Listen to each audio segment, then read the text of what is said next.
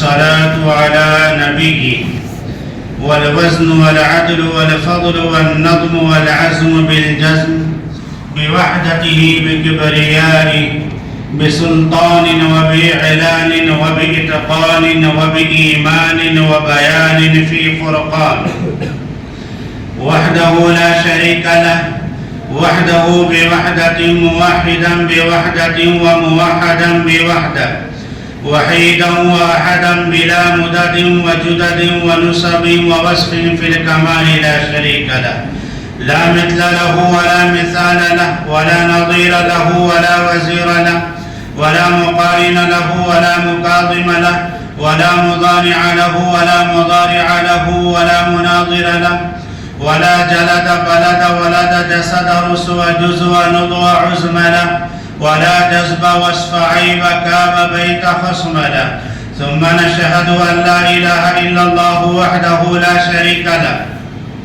من يشرك في ذاته وصفاته وعاداته وآياته أو يتبرك بغيره من نبي وولي وتقي ونقي ونسيم وحسين وجميل وصغير وكبير فعليه الخسران والوبال ثم نشهد أن سيدنا وسندنا وأيدنا مولانا موجودنا مسحوبنا معصومنا مقسومنا مقصودنا أجدر الخلق جديرنا أعظم الخلق وأشرف الخلق وأعظم الخلق وأفضل الخلق وأجمل الخلق وأكمل الخلق وأكرم الخلق وأحسن الخلق وأنور الخلق من الحسن والسدارة والحكاية والولاية والهداية والعناية والأمانة والإمامة ثم نشهد أن سيدنا وسندنا وشفيعنا وكريمنا وحبيبنا أحمد المجتبى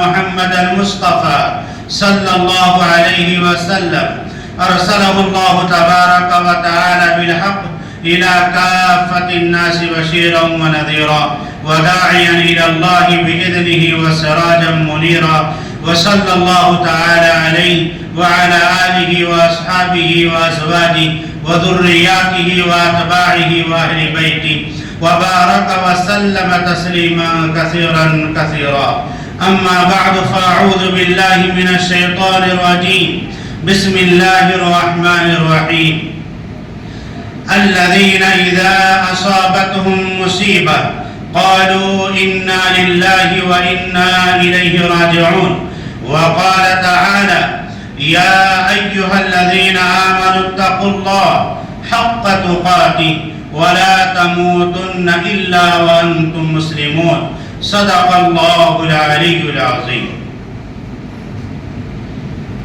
محترم حضرات سامعین کرام عزیزان گرامی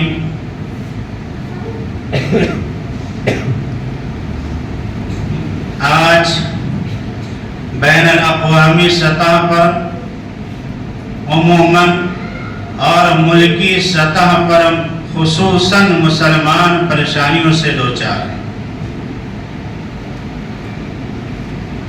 परेशानियां बाज़ वो हैं जो अपनों की तरफ से आ रही हैं, बाज़ वो हैं जो गैरों की तरफ से आ रही हैं, बाज़ वो हैं जो हमारी पर्सनल परेशानियां हैं, इनफरादी हैं, और बाज़ वो हैं जो कौमी परेशानियां हैं, इज्तिमाई परेशानियां हैं। परेशानी चाहे इनफरादी हो या इज्तिमाई, अपनों की तरफ से हो या दूसरों की तरफ से हो,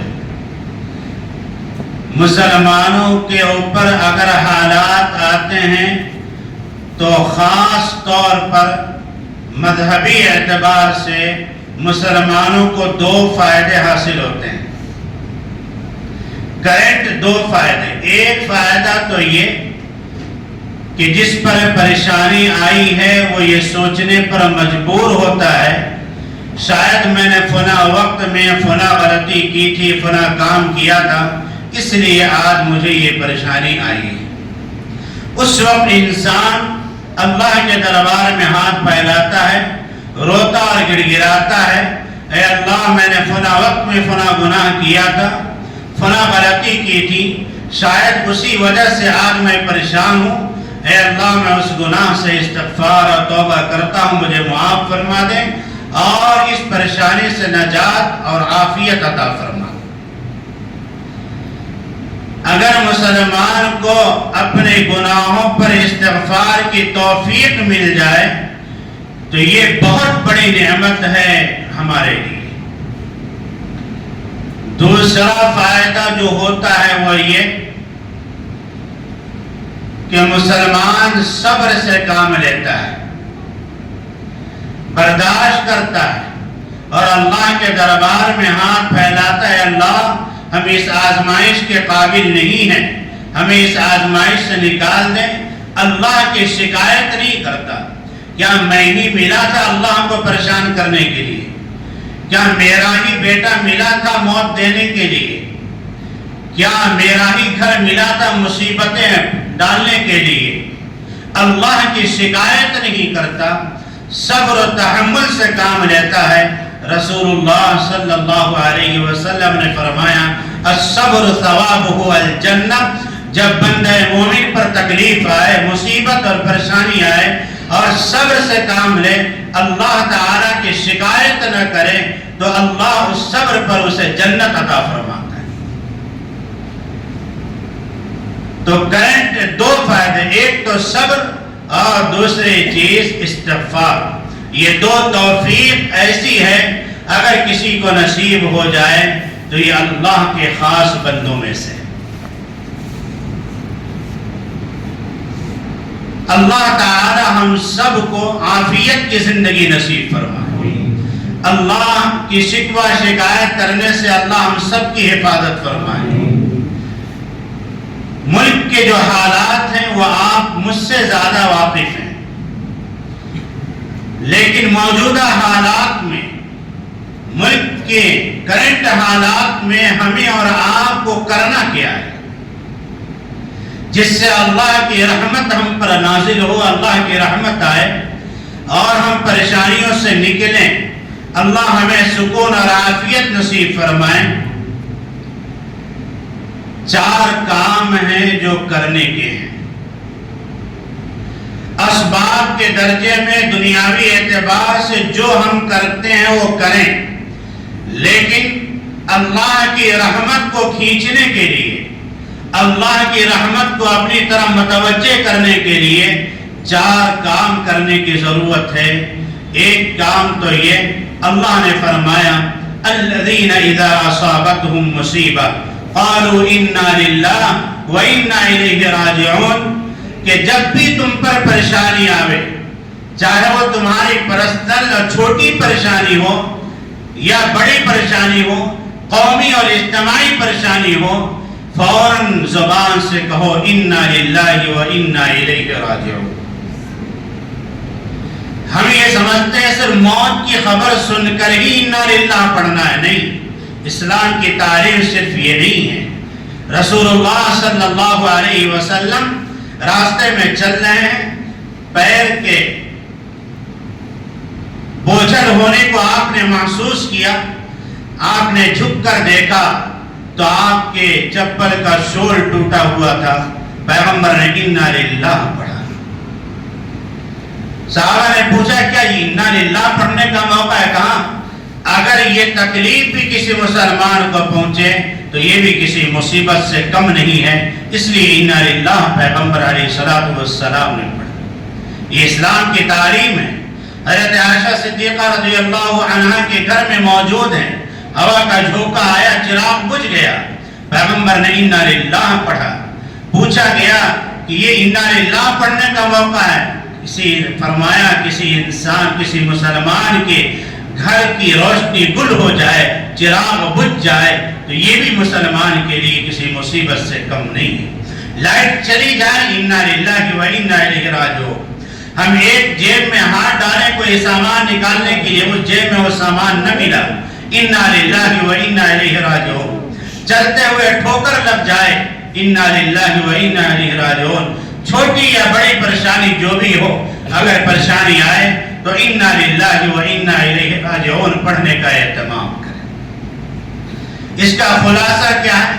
ہم اللہ کے ہیں، اللہ کے پاس ہی ہمیں جانا ہے، ہم اللہ کی ملکیت میں، ہم آزاد نہیں ہیں۔ جب انسان یہ دعا پڑھے گا، اللہ کا استحضار رکھے گا اور یہ خیال رکھے گا اللہ مجھے دیکھ رہا ہے، پھر وہ بندہ گناہوں سے بچے گا۔ تو ایک کام جو کرنے کا ہے وہ یہ کہ چھوٹی بڑی مصیبت پر انا للہ و انا الیہ راجعون پڑھنے کا ہم معمول بنائیں۔ باقی 3 کام، ایک صحابی ہیں حضرت عقبہ بن عامر رضی اللہ تعالی، انہوں نے پوچھا یا رسول اللہ صلی اللہ تعالی علیہ وسلم، اگر مسلمانوں پر حالات آ جائیں، چاروں طرف سے گھر جائیں، نکلنے کی کوئی سبیل نظر نہ آئے، کوئی راستہ سمجھ میں نہ آئے، تو ایسے موقع پر مسلمانوں کو کیا کرنا چاہیے؟ من نجات یا رسول اللہ، اس وقت نجات کی مصیبتوں سے نکلنے کی سبیل کیا ہوگی، راستہ کیا ہوگا، طریقہ کیا ہوگا؟ رسول اللہ علیہ السلام نے ارشاد فرمایا، جب مسلمانوں پر چاروں طرف سے حالات آ جائیں، آج ہم چاروں طرف سے حالات میں گرے ہیں، انفرادی حالات بھی ہیں، ملکی حالات بھی ہیں، وہ حالات چاہے NRC اور CA کی شکل میں ہو، وقف ایکٹ 2025 کی شکل میں ہو یا کسی اور شکل میں ہو، ووٹر لسٹ سے نام کے نکالنے اور نکلنے کی شکل میں ہو، چاہے جو بھی شکل ہو مصیبت کی، آج اس ملک کا مسلمان چاروں طرف سے حالات کا شکار ہے۔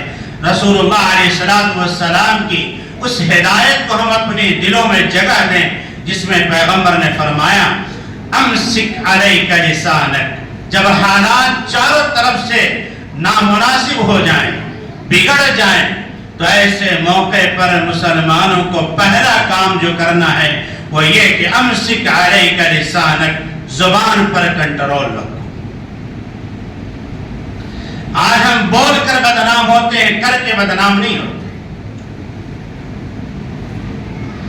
بے ضرورت زبان سے کوئی بات نہ بولے۔ بعض حالات ہمارے اوپر صرف ہماری زبان کی وجہ سے۔ حضرت ابوبکر صدیق رضی اللہ تعالی بہت بڑے صحابی، پیغمبر کے بعد آپ کا مقام ہے۔ حضرت ابوبکر زبان پکڑ کر فرمایا کرتے تھے انی اوردنی المواری، آج اس زبان کی وجہ سے میں تباہ و برباد ہو رہا ہوں۔ ملک کے موجودہ حالات کا تقاضا یہ ہے کہ مسلمان زبان کھولنے سے پہلے سوچے میں جو بولنے جا رہا ہوں میرا بولنا مناسب ہے یا نہیں، اس کا انجام کیا ہوگا، اس کا نتیجہ کیا ہوگا، میرے اس زبان کھولنے سے فائدہ کتنا ہوگا، نقصان کتنا ہوگا۔ رسول اللہ علیہ السلام نے 1400 برس پہلے فرمایا تھا جب حالات بگڑ جائیں تو پہلا کام یہ کرنا امسک علیک لسانک، زبان کو کنٹرول میں رکھنا، بے ضرورت زبان کو نہ کھولنا۔ دوسرا کام رسول اللہ صلی اللہ علیہ وسلم نے کرنے کے لیے فرمایا وہ یہ کہ وَلْيَسْعَكَ بَيْتَكَ، بے ضرورت گھر سے نہ نکلنا۔ آج کتنے ماں باپ ایسے ہیں جب بچہ یا بچی گھر سے باہر جائے تو ماں باپ اپنے سینے پر ہاتھ رکھ کر بیٹھے رہتے ہیں، کب میرا بچہ واپس آئے گا، کب میری بچی واپس آئے گی، پتہ نہیں کس حادثے کی شکار ہو جائے، کس مصیبت میں گرفتار ہو جائے۔ حالات ایسے ہیں۔ پیغمبر علیہ السلام نے فرمایا جب حالات بگڑ جائیں تو بے ضرورت گھر سے باہر نہ جانا۔ آج ہمارا نوجوان ٹائم پاس کرنے کے لیے چائے کی دکانوں پر جاتا ہے، پانی کی دکانوں پر جاتا ہے، دوست کے پاس کسی سرجری پر کھڑے ہو کر بات کرتا ہے تاکہ ٹائم پاس ہو جائے۔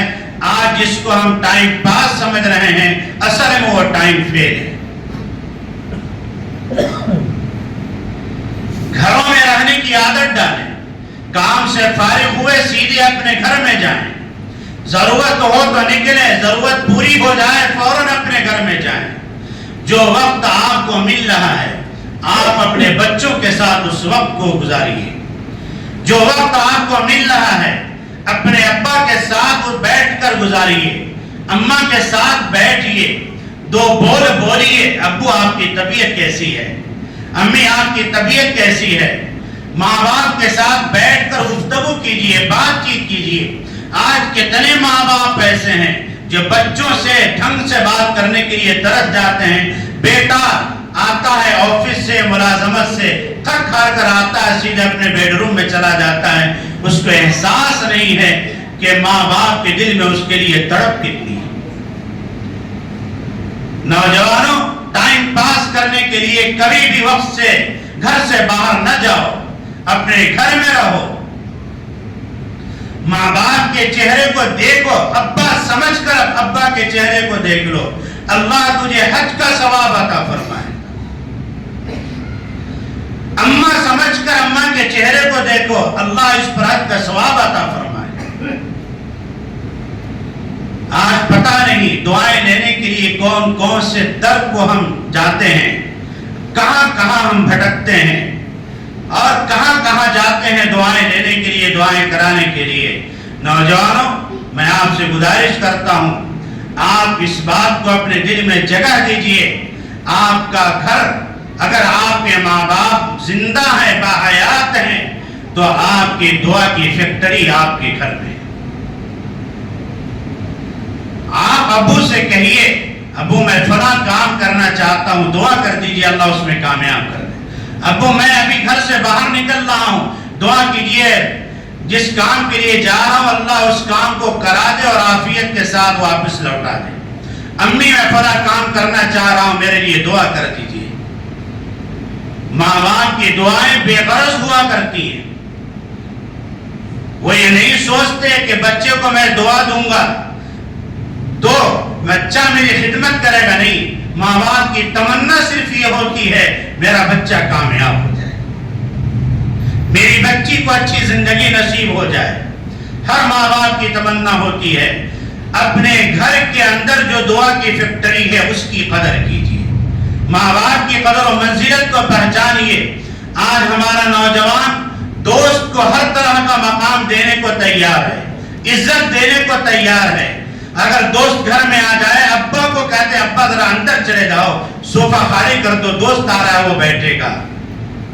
بر صدیقہ و جفا ابا، رسول اللہ صلی اللہ علیہ وسلم نے فرمایا تھا ایک وقت آئے گا میری امت کا نوجوان دوست کو عزت دے گا، ماں باپ کو ٹھکرائے گا۔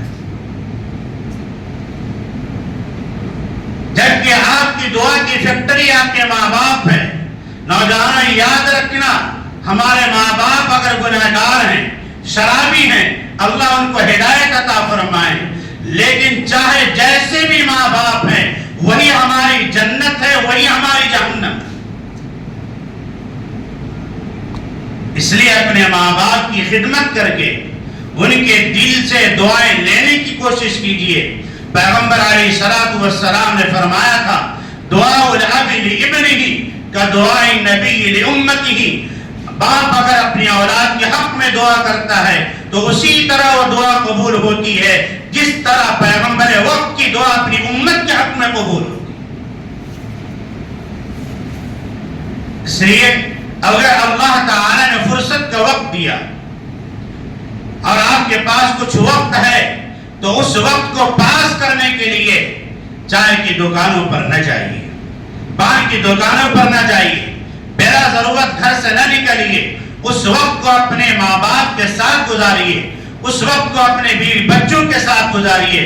پیغمبر علیہ الصلوۃ والسلام نے فرمایا وَلْيَسَعْكَ بَيْتَكَ، جب حالات بگڑ جائے تمہارے ملک کے، تمہارے سماج اور معاشرے کے، شہر کے حالات بگڑ جائیں تو بے ضرورت گھر سے باہر نہ نکلنا۔ ایسا لگتا ہے کہ رسول اللہ علیہ السلام نے آج کے حالات کو دیکھ کر ہی فرمایا تھا۔ تو پہلا کام زبان کھولنے سے پہلے سوچنا، دوسرا کام بے ضرورت گھر سے باہر نہ نکلنا، تیسرا کام جو کرنے کا ہے وہ یہ وَبْكِ عَلَىٰ خَطِيئَتِكَ، اپنے گناہوں کو یاد کرو، رو، گڑ گراؤ اور اللہ تعالی سے معافی مانگو۔ یاد رکھیے، یہ امت اگر اللہ کے عمومی عذاب سے بچے گی تو اس کی دو ہی صورتیں ہیں۔ وَمَا كَانَ اللَّهُ لِيُعَذِّبَهُمْ وَأَنْتَ فِيهِمْ، ایک صورت اللہ تعالی نے بتلائی کہ جب تک میرے حبیب صلی اللہ علیہ وسلم تمہارے درمیان رہیں گے میں عمومی عذاب تم پر نہیں بھیجوں گا۔ دوسری صورت اللہ نے بتلائی وَمَا كَانَ اللَّهُ مُعَذِّبَهُمْ وَهُمْ يَسْتَغْفِرُونَ، پہلی صورت تو اب نہیں رہی، دوسری صورت اللہ نے بتلائی جب تک تم اپنے گناہوں کو یاد کر کے میرے دربار میں ہاتھ پھیلا کر روتے اور گڑگڑاتے رہو گے، استغفار اور توبہ کرتے رہو گے، اس وقت تک میں عذاب سے تمہیں محفوظ رکھوں گا۔ تو رسول اللہ صلی اللہ علیہ وسلم ارشاد فرماتے وَبْكِ عَلَى خَطِيئَتِي، اپنے گناہوں کو یاد کرو، یہ وقت ہے چونکہ اللہ نے فرمایا وَمَا أَصَابَكُم مِّن مُّصِيبَةٍ فَبِمَا كَسَبَتْ أَيْدِيكُمْ وَيَعْفُو عَن كَثِيرٍ، تمہاری پرسنل اور انفرادی پریشانی ہو یا قومی اور ملکی پریشانی اور اجتماعی پریشانی ہو، یہ سب تمہارے کیریکٹر کا نتیجہ ہے، تمہارے عمل کا نتیجہ ہے، تمہارے غلط اخلاق کا نتیجہ ہے، غلط اعمال کا نتیجہ ہے۔ اس لیے ہم اپنے گناہوں کو یاد کریں اور اللہ کے دربار میں ہاتھ پھیلا کر روئیں اور گڑ گڑائیں اور اللہ تعالی سے برے حالات کو اچھے حالات سے بدلنے کی دعا کریں۔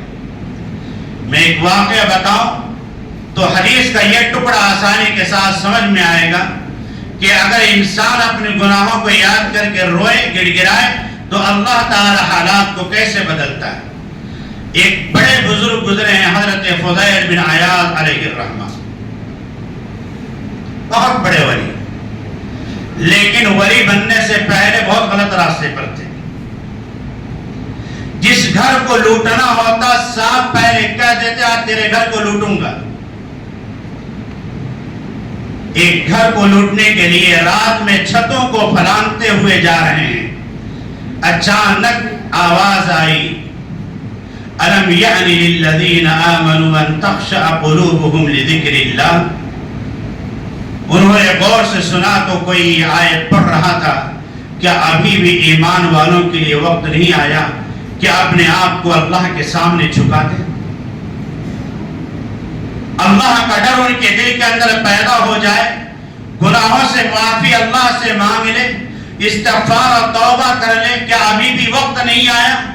حضرت فضیل بن عیاض نے سنجیدگی کے ساتھ کہا بلا قد آن یا ربی، میرے پروردگار اب وقت آ چکا ہے، اب تک میری زندگی گناہوں میں گزری ہے، گھروں کو لوٹنے میں، بچیوں کی زندگیوں کو خراب کرنے میں، تیری نافرمانی میں گزری ہے، کسی کو ستانے میں گزری ہے، اب میں توبہ کرنے کے لیے تیار ہوں۔ جس گھر کو لوٹنے گئے تھے لوٹا نہیں، الٹے پاؤں واپس آئے اور اپنے ساتھیوں سے کہا کہ میں توبہ کر رہا ہوں، چونکہ اپنی ٹیم کے لیڈر تھے، لیڈر نے توبہ کیا، سارے ساتھیوں نے توبہ کر لیا۔ توبہ کرنے کے بعد ان کو احساس ہوا کہ میں نے جن گھروں کو لوٹا ہے میں جا کر ان سے معافی مانگوں۔ حقوق العباد ہے، جب تک سامنے والا معاف نہیں کرے گا اللہ معاف نہیں کرتا، حقوق العباد میں۔ لوگوں کے پاس گئے، لوگ معاف کرتے چلے گئے، ایک یہودی نے کہا میں معاف نہیں کرتا، میری شرط ہے، شرط یہ ہے میرے گھر کے سامنے مٹی کا یہ ڈھیر ہے، ٹیلا ہے، اس کو ہٹا دو، کہیں اور کر دو تاکہ میرے گھر میں ہوا کا آنا جانا شروع ہو جائے۔ 1 سے 1.5 گھنٹہ کام کیا، اللہ کی مدد آئی، تیز ہوا آئی، اللہ تعالی نے مٹی کو اپنی قدرت سے ہٹا دیا۔ انسان جب توبہ استغفار کرتا ہے تو اللہ تعالی اس طرح مدد فرماتا ہے۔ کہا کہ اب تو معاف کر دے، کہا نہیں دوسری شرط ہے، کہا دوسری شرط یہ ہے میرے بیڈ روم میں جاؤ، تکیے کے نیچے 2 تھیلے ہیں وہ لے کر آؤ۔ بہرحال حضرت گئے، لے کر آئے، اس یہودی نے تھیلے کو کھول کر دیکھا، مسکرایا. حضرت نے فرمایا کہ اب تو معاف کر دے. کہا اب بھی معاف نہیں کروں گا، میری تیسری شرط ہے. تیسری شرط یہ ہے کہ تم مجھے کلمہ پڑھا کر مسلمان بنا. حضرت نے کلمہ پڑھایا، مسلمان بنے. حضرت نے پوچھا آخر کس چیز نے تجھے مجبور کیا اسلام قبول کرنے پر؟ کہا میں جاہل نہیں ہوں، ان پڑھ نہیں ہوں. میں نے پڑھا ہے کہ اگر کوئی آدمی اپنے گناہوں سے صحیح استغفار اور سچی توبہ کر لے تو وہ آدمی اگر مٹی کو بھی ہاتھ لگائے تو اللہ سونا بنا دیتا ہے. میں نے دونوں تھیلے میں مٹی رکھے تھے، اللہ نے مٹی کو سونے اور چاندی سے بدلا. میں سمجھ گیا کہ فضیل نے پکی اور سچی توبہ کی ہے، اس لیے میں نے کہا تم مجھے کلمہ پڑھا کر مسلمان بنا دو. اے ڈی جی حلی کے غیرت مند مسلمانوں، جو اللہ مٹی کو سونے سے بدل سکتا ہے، کیا وہ اللہ ہمارے برے حالات کو اچھے حالات سے نہیں بدل سکتا؟ کیا ہمارے گھر کی بے چینی کو سکون سے نہیں بدل سکتا؟ کیا ہماری مصیبتوں کو راحتوں سے نہیں بدل سکتا؟ کیا ہمارے غم کو اللہ تعالی سکون اور راحت سے نہیں بدل سکتا؟ خوشی سے نہیں بدل سکتا؟ بدل سکتا ہے. وہی اللہ ہے جو مٹی کو سونے سے بدلا تھا، آج وہی اللہ ہے. ہم اپنے گناہوں سے استغفار کریں، سچی اور پکی توبہ کریں، اللہ ہمارے حالات کو بدلے گا. اور بلا وجہ زبان نہ کھولے اور خامخواہ حکومت وقت کو گالی نہ دیں، اس سے کچھ نہیں ہوتا. ایک حدیث قدسی میں اللہ نے فرمایا اننی انا اللہ لا الہ الا انا، میرے بندو میں ہی اللہ ہوں، میرے علاوہ کوئی نہیں. انا مالک الملوک و ملک الملوک، مجھ سے بڑا بادشاہ کوئی نہیں.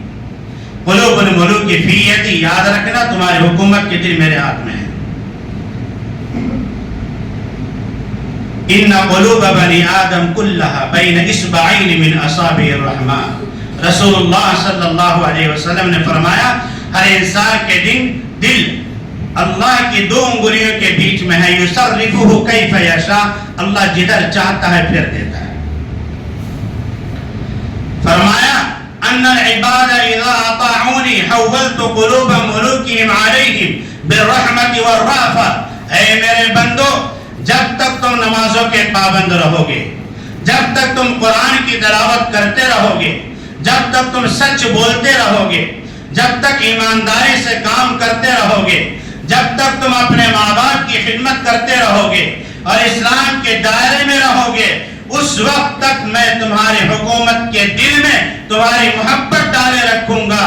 پھر وہ کبھی نفرت کا پیغام اپنی کرسی سے نہیں دیں گے. وَأَنَّ الْعِبَادَ إِذَا عَصَوْنِي حَوَّلْتُ قُلُوبَ مُلُوكِهِمْ بِالسُّخْطَةِ وَالنَّقْمَةِ. لیکن جب تم بگڑ جاؤ گے، نمازوں سے دور ہو جاؤ گے، مسجدوں سے دور ہو جاؤ گے، ماں باپ کو ستانے لگو گے، ماں باپ کے ساتھ بدتمیزی اور بدسلوکی کرنے لگو گے، اعلی حضرات اہل علم کے ساتھ بدسلوکی کرنے لگو گے، تمہاری زندگی قرآن سے دور ہو جائے گی، تمہاری زندگی رسول اللہ کی سنت سے دور ہو جائے گی. تو یاد رکھنا حولت قلوب ملوکہم بالسخطۃ والنقمۃ، میں ان کے دلوں میں، تمہاری حکومت کے دل میں تمہارے خلاف نفرت پیدا کر دوں گا. اس وقت کیا ہوگا؟ فلا تشغلوا انفسکم بالدعاء علی الملوک. جب تمہارے حالات بگڑ جائیں، حکومت کو گالی نہ دینا. ولکن اشغلوا انفسکم بالذکر والتضرع. اس وقت جو کرنے کا کام ہے وہ یہ ہے کہ اپنے رب کے دربار میں ہاتھ پھیلانا، اللہ سے معافی مانگنا، اپنے حالات کو اللہ کے سامنے رکھنا. اللہ کئی اکفیکم، اللہ فرماتے ہیں میں تمہارے حالات کو بدلنے والا ہوں. تمہارے ملک کے حالات کو بدلنا تمہاری حکومت کے ہاتھ میں نہیں ہے، تمہارے حالات کو بدلنا تمہارے اللہ کے ہاتھ میں. اس لیے ہم استغفار اور توبہ کا اہتمام کریں. اللہ تعالی ہم سب کو عمل کی توفیق نصیب فرمائے. برے کاموں سے اللہ ہم سب کی حفاظت فرمائے. برے حالات کو اچھے حالات سے اللہ تعالی بدل دے. اقول قولی ھذا واستغفر اللہ لی ولکم ولسائر المسلمین والطالعين من كل ذنب فاستغفروه إنه هو الغفور الرحيم.